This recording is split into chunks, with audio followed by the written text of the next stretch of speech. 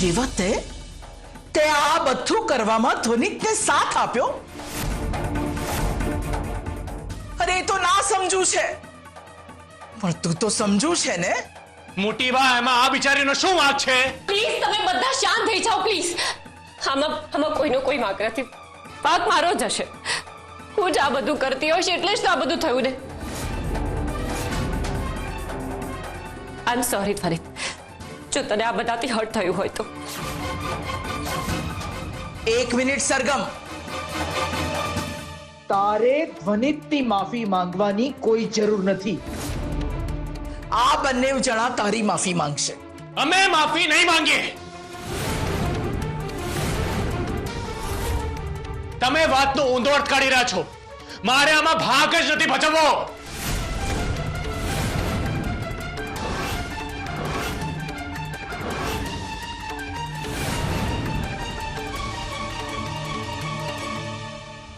આપણે કરવા શું જતા હતા ને થઈ શું ગયું? સરગમ, ધ્વનિતને શાંત કર, એ ગુસ્સામાં છે. કઈ જરૂર નથી. એક તો ખોટું કરી રહ્યો છે ને ઉપરથી ગુસ્સો કરી રહ્યો છે. એના ઉપર સંગતિની અસર છે. જેવા મિત્રો એવું વર્તન.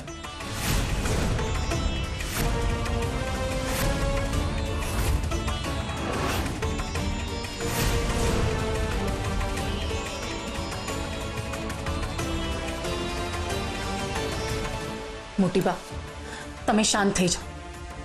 હું રેવાને સમજાવીશ મોટી બા, પણ પ્લીઝ તમે શાંતિ રાખો. તમારું બીપી હાઈ થઈ જશે. ચાલો તમે રૂમમાં જઈને આરામ કરો. ચાલો મોટી બા.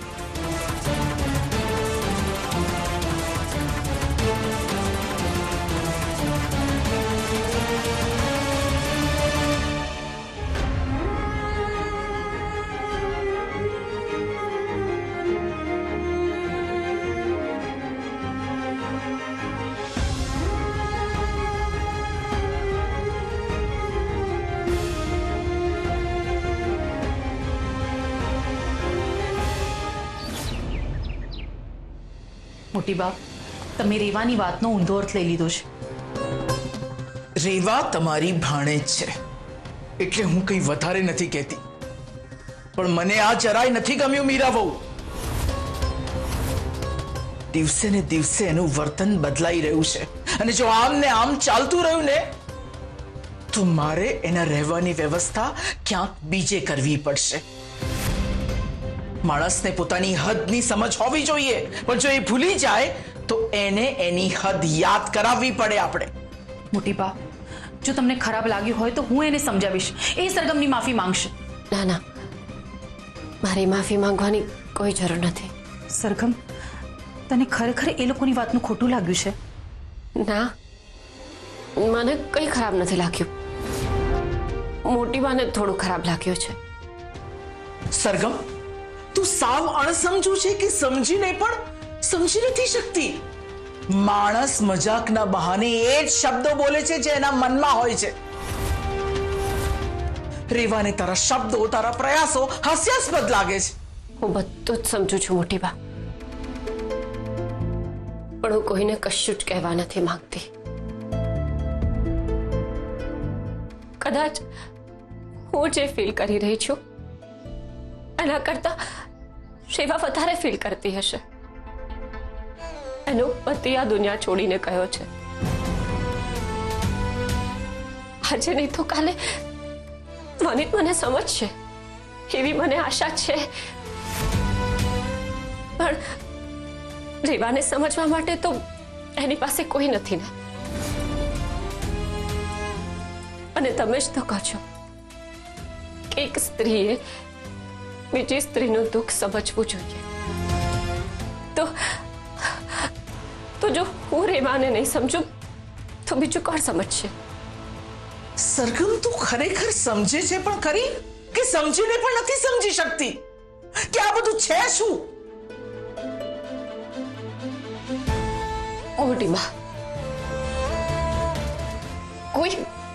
કોઈ મિમિક કરેનો શું અર્થ છે? હું હું ક્યાંક ને ક્યાંક એવું જ કરતી હોઈશ. હવેથી રેવા એવું કંઈ જ નહીં કરે. હું એને સમજાવીશ. એ મારી બેન પર ગઈ છે, થોડી જિદ્દી છે. આસાનીથી સમજશે નહીં, પણ લાગણીશીલ છે.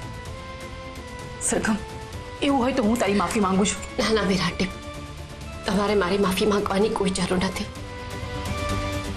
મોટી બા રેવાને ખીજાય એટલે એને કદાચ ખોટું લાગ્યું હશે.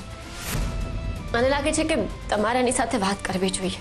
હા, હું હમણાં જ એની સાથે જઈને વાત કરું છું.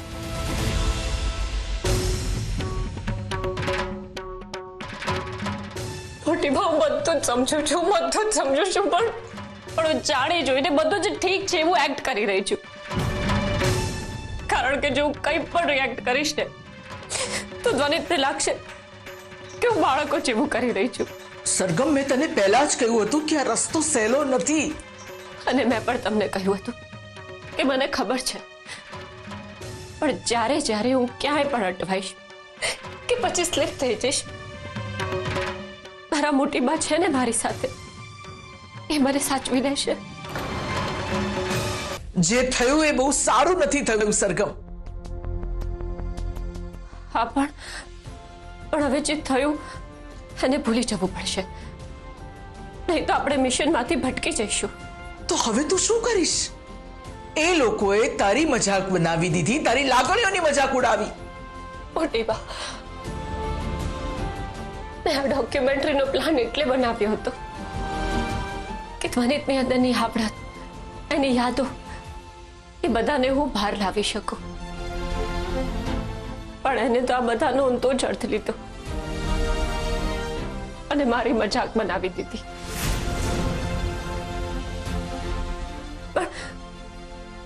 પણ એને ખબર નથી કે એને મને એક નવો આઈડિયા આપ્યો છે. એટલે હવે હું એ સમયની મેમરીઝને ક્રિએટ કરીશ જ્યારે બધું જ નોર્મલ હતું અને ત્વરિત બદલાયો નહોતો.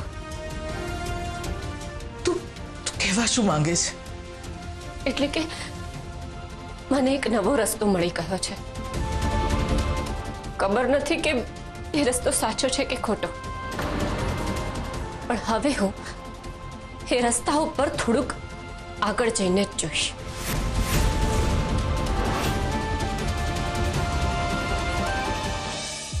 ચિરાગભાઈ, જે થયું એના વિશે વાત નહીં કરો. તમને નથી લાગતું સરગમ થોડું ઓવર કરી રહી છે? અને મોટીભાઈ આજે હદ પાર કરી દીધી.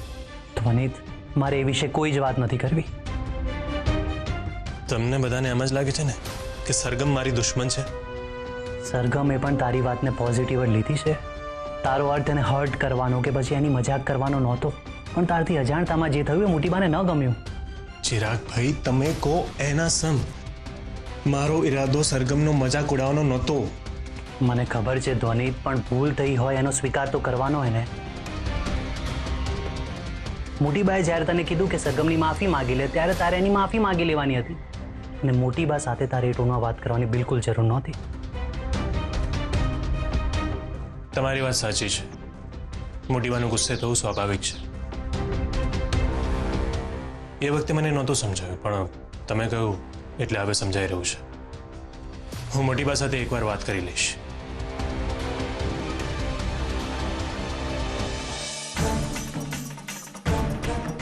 સમીર, આજે તો મેં સરગમની મજાક બનાવી દીધી. ધ્વનિત સરગમને મદદ કરવા માંગતો હતો અને મેં એ જ સમયે એને આઈડિયા આપ્યો. ખરેખર આજે તો મેં સરગમને બરાબર પાઠ ભણાવ્યો. બહુ જ મજા આવી. આ તો હજી શરૂઆત છે સરગમ. આગળ આગળ જો શું થાય છે.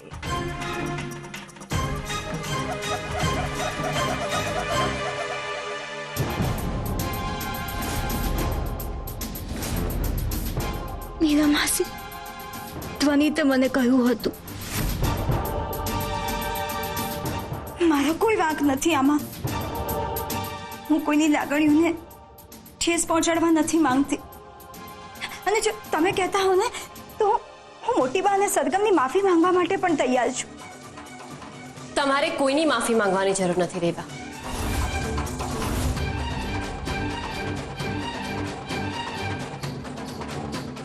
તમે કંઈ ખોટું નથી કર્યું. તમારું અને ધ્વનિતનું પરફોર્મન્સ જોઈને તો બધા બહુ જ એન્ટરટેન થયા હતા.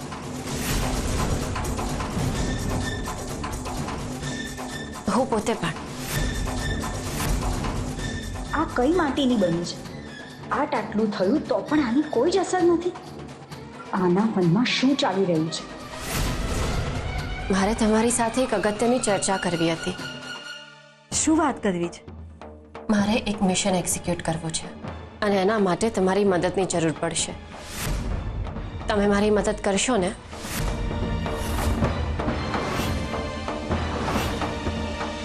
મારે તમારી સાથે એક વાત શેર કરવી છે. ચિરાગભાઈ, તમે માનો છો ને કે જ્યારથી ધ્વનિતનું ઓપરેશન થયું છે ત્યારથી સાવ બદલાઈ ગયો છે. જાણે આપણો ધ્વનિત છે જ નહીં એવું વર્તન કરી રહ્યો છે. સરગમને ક્યાંક કશું ખબર તો નથી પડી ગઈ ને કે સમીરનું હાર્ટ ધ્વનિતમાં છે? એ અચાનક મારી સામે આવો પ્રશ્ન શું કામ કરે છે? તું કહેવા શું માંગે છે?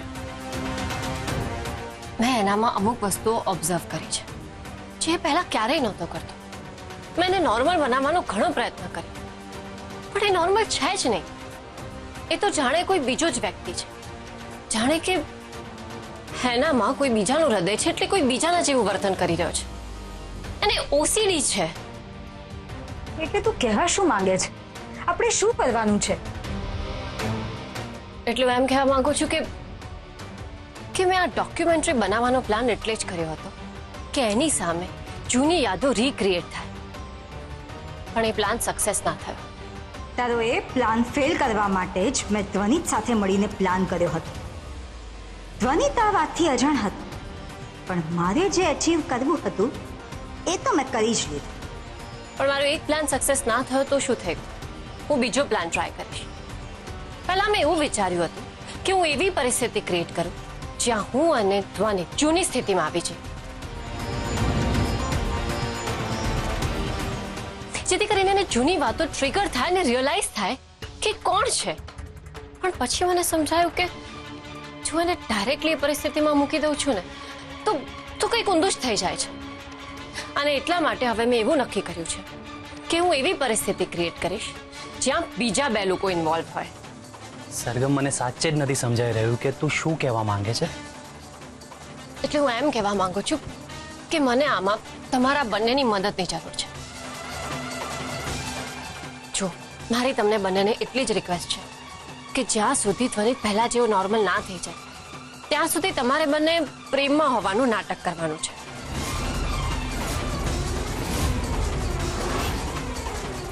એન્ડ આઈ હોપ રેવા, જેમ તમે ધ્વનિતની સાથે મળીને એની મદદ કરી તો પછી મારી મદદ તો ચોક્કસ કરશો.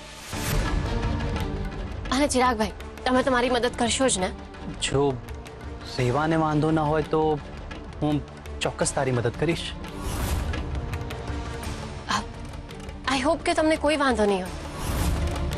તમે તો સારા એક્ટર પણ છો ને. આ તું કેવી માંગણી કરી રહી છે? જો હું તમારી પરિસ્થિતિને સમજી શકું છું અને હું સમજુ છું કે કદાચ હું જરૂર કરતા વધારે જ માંગી રહી છું. પણ ધ્વનિતે મને કહ્યું કે તમે બંને સારા ફ્રેન્ડ્સ બની ગયા છો અને હું એ વાતથી બહુ જ ખુશ છું. અને ધ્વનિતના સારા ફ્રેન્ડ તરીકે જ હું તમને વિનંતી કરું છું કે ધ્વનિતને નોર્મલ બનાવવા માટે આ બહુ જ જરૂરી છે. પણ મને તો ધ્વનિતમાં કોઈ બદલાવ નથી લાગતો. હું સરગમની વાતથી અઘરી છું. ધ્વનિત બદલાયો તો છે અને ચિંટુની જે ઘટના બની ને એના પછી મને પણ ફીલ થઈ રહ્યું છે કેમ કે ધ્વનિત અને બાળક ઉપર હાથ ઉપાડે. રેવા, પ્લીઝ પ્લીઝ રેવા, તમે ના નહીં પાડતા. મારા માટે નહીં તો તમારા મિત્ર માટે.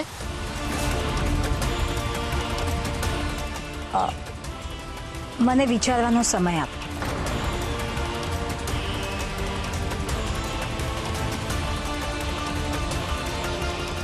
સરગમ, તું આ બધું મને અને રેવાને નજીક લાવવા માટે તો નથી કરી રહી ને? ના ના ચિરાગભાઈ, એવું નથી. પણ આ તો એક તીર અને બે નિશાન. આઈ હોપ કે તમે સમજી ગયા હશો. હું સમજી ગયો સરગમ. તું તું અહીંયા કેમ આવ્યો છે? તમારી માફી માંગવા. મોટી બા, તમે કહો તો કાન પકડીને ઉઠક બેઠક કરીને તમારી માફી માંગુ. ધ્વનિત, કેમ આવું કરી રહ્યો છે તું? આ શું કરી રહ્યો છે તું? તું હજુ પૂરી તરહ રિકવર નથી થયો ધ્વનિત. આ બધું કરીશ તો તારા હૃદયને તકલીફ થશે. આટલી જ ચિંતા છે મારી તો પછી મોઢું ફેરવીને ક્યાં ઊભા છો? કારણ તને ખબર છે.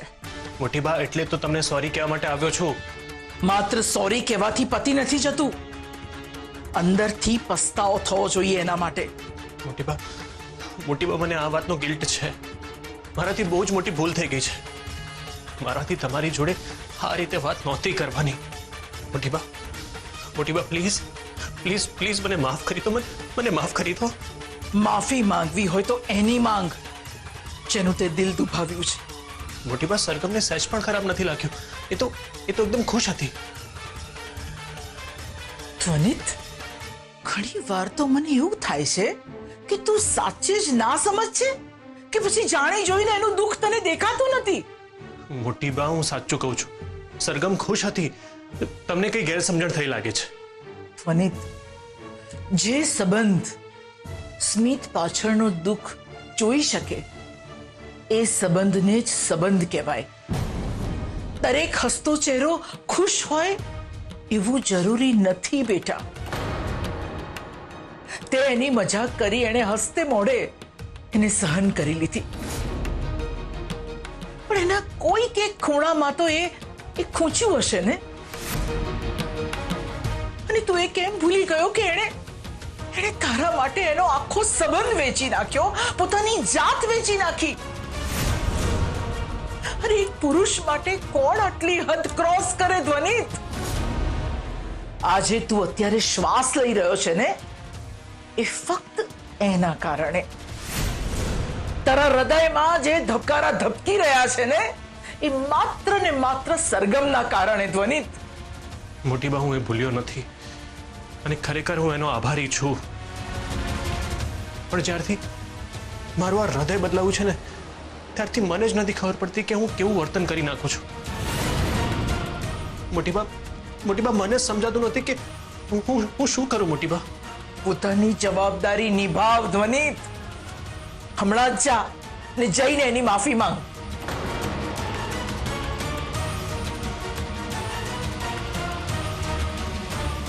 ઠીક છે મોટી બા.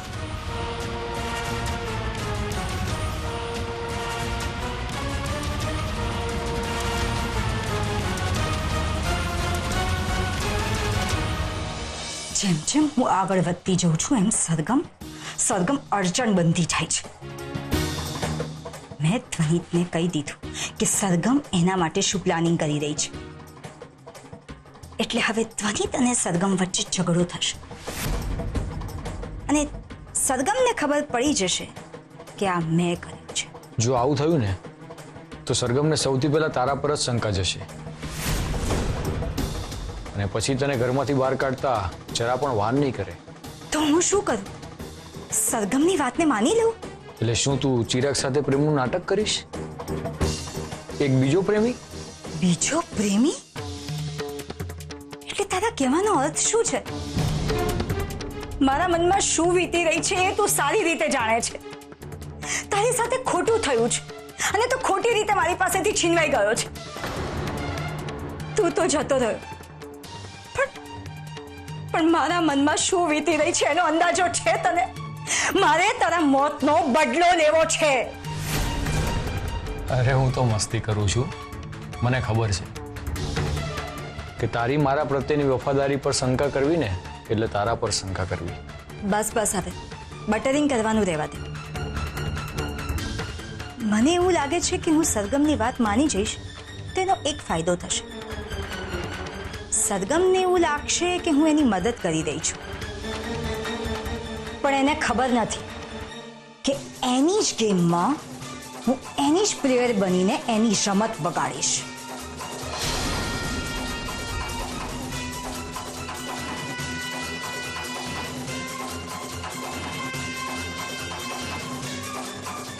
રેવા, મીરા માસી, તમે અહીંયા?